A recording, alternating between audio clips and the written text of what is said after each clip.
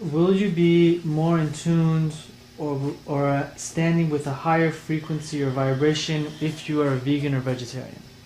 It can work that way, but it again depends upon the person. There are many people who are not vegan or vegetarian who have very high vibrations. It just depends upon what you're exploring and how you explore it and how you align with things. It is possible, and maybe even generally true, for many people on your planet that a lighter diet may be more conducive to a higher frequency of energy. But that isn't always the case. So it really depends on a case-by-case basis. Gotcha. Make sense?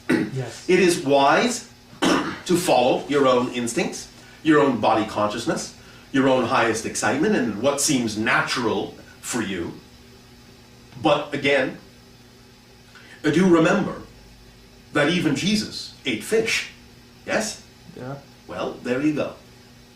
So the idea really is what you do with it, what the relationships you form with the food, what your understanding is of gratitude for having received what the animal has given to you as a gift to support you.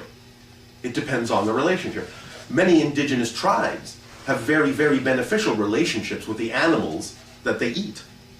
And thus it doesn't in any way, shape, or form reduce their vibration. You understand? I do. So really, there is a general understanding that as you raise your vibration, it may be that you will feel less need or less urge to consume heavier sustenance, so to speak, but just let that occur naturally. And if you feel the urge to simply be vegan or vegetarian, then by all means act on it and see what happens.